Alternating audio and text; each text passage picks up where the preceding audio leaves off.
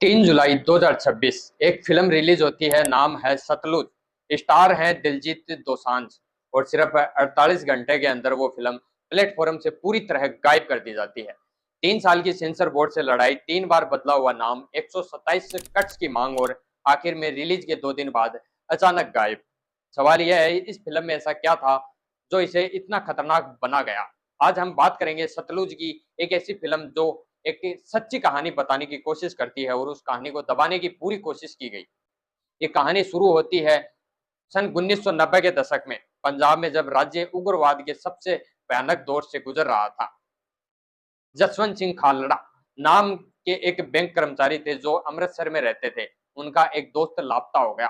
खालड़ा ने खुद पड़ताल शुरू की और जो उन्होंने पाया वो चौंकाने वाला था। उन्होंने दावा किया कि पंजाब पुलिस ने उग्रवाद के दौर में हजारों युवकों को गिरफ्तार किया और बिना परिवार को बताए उनका गुप्त रूप से अंतिम संस्कार कर दिया। बिना पहचान किए, बिना कानूनी प्रक्रिया के अनुमान है कि यह संख्या 25,000 तक हो सकती है। खालड़ा ने यह मामला अंतर्राष्ट्रीय स्तर पर भी उठाया, कनाडा के सांसदों तक से मुलाकात की और फिर 1995 में खालड़ा खुद पुलिस हिरासत से लापता हो गए। बाद में अदालती कार्रवाई में कई पुलिस कर्मियों को उनके अपहरण और हत्या का दोषी ठहराया गया। उस दौर में पंजाब पुलिस का नेतृत्व कर रहे थे केपीएस गिल, जिन्हें सुपरकोप कहा जाता है। उन्हें उग्रवाद खत्म करने का श्रेय भी दिया जाता है, लेकिन उनके तरीकों पर मानवाधिकार उल्लंघन के गंभीर आरोप भी लगते रहे हैं। अब बात करते हैं फिल्म की टाइमलाइन की। कदम दर कदम 2022 फिल्म का निर्माण पूरा होता है। शुरुआती नाम था गल्लूगारा, एक ऐतिहासिक शब्द जो सिखों के नरसंहार की घटनाओं 1746, 1762 और 1984 के लिए इस्तेमाल होता है। फिल्म सेंसर बोर्ड यानी सीबीएफसी के पास सर्टिफिकेशन के लिए भेजी जाती है। 2023 सीबीएफसी शुरुआत में 21 कट्स की मांग करता है, साथ ही टाइटल बदलने को कहता है। फिल्म का नाम बदलकर पंजाब 95 रखा। इस साल फिल्म को टोरंटो इंटरनेशनल फिल्म फेस्टिवल में प्रीमियर के लिए चुना जाता है, लेकिन प्रीमियर से ठीक पहले फिल्म को लाइनअप से हटा लिया जाता है। रिपोर्ट्स के अनुसार भारतीय अधिकारियों की आपत्ति के बाद ये कदम उठाया गया, हालांकि इसकी आधिकारिक पुष्टि नहीं हुई। अगले 3 साल सर्टिफिकेशन को लेकर खींचातान चलती रही है। रिपोर्ट्स के अनुसार सीबीएफसी अंततः 127 कट्स की मांग करता है, जिनमें तरन तारण, पट्टी और दुर्गियाना जैसी जगहों के नाम हटाना, मृतकों की अनुमानित संख्या 25,000 का जिक्र हटाना, गुरबाणी के संदर्भ, पंजाब पुलिस शब्द, भारतीय तिरंगे का जिक्र और खुद जसवंत सिंह खालड़ा का नाम तक हटाने की मांग शामिल थी। जुलाई 2026 फिल्म का नाम फिर बदलकर सतलुज रखा जाता है।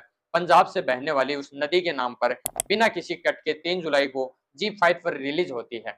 5 जुलाई 2026 को सिर्फ 2 दिन बाद जी5 फिल्म को भारत में हटा लेता है।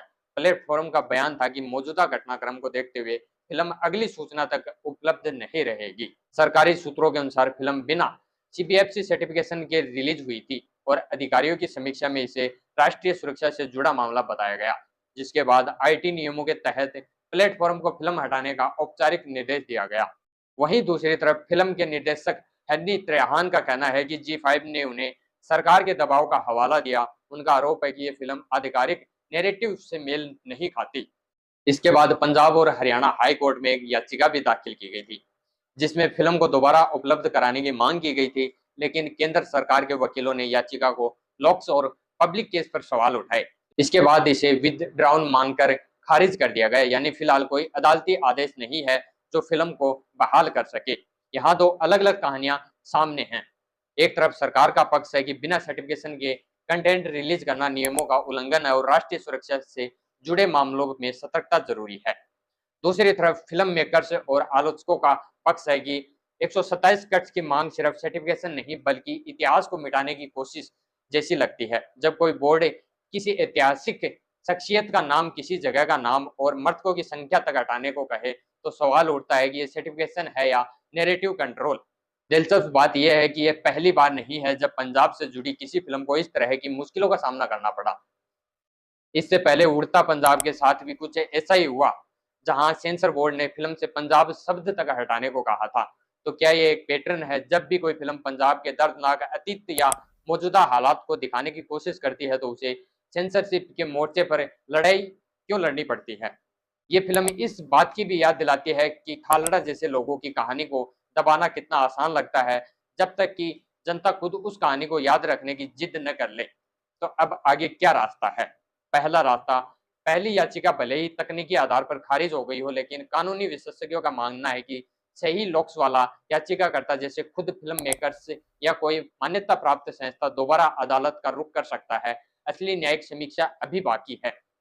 दूसरा, सीबीएफसी की सर्टिफिकेशन प्रक्रिया में पारदर्शिता कर्ज की मांग के पीछे की वजह है, सार्वजनिक तौर पर बताई जानी चाहिए ताकि राष्ट्रीय सुरक्षा जैसे शब्दों का इस्तेमाल मनमाने ढंग से न हो।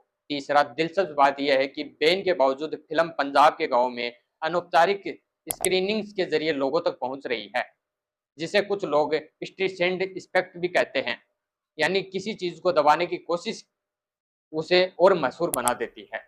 दोस्तों, ये सिर्फ एक फिल्म बैन होने की कहानी नहीं है, ये इस बात की कहानी है कि एक समाज अपने सबसे दर्दनाक अतीत को कैसे याद रखता है या भुला देता है। जसवंत सिंह खालड़ा ने अपनी जान की कीमत पर सच सामने लाने की कोशिश की थी। 30 साल बाद उनकी कहानी को स्क्रीन पर लाने की कोशिश भी उतनी ही मुश्किलों से गुजरी। याद रखिए, इतिहास को दबाना उसे मिटाना नहीं बल्कि उसे और जरूरी बना देता है। अगर ये वीडियो आपको जानकारी भरा लगा हो तो शेयर करें और कमेंट में बताएं कि आपको लगता है कि ऐसी फिल्मों को बिना सेंसरशिप के रिलीज होना चाहिए। मिलते हैं अगली सच्चाई के साथ। जय हिंद।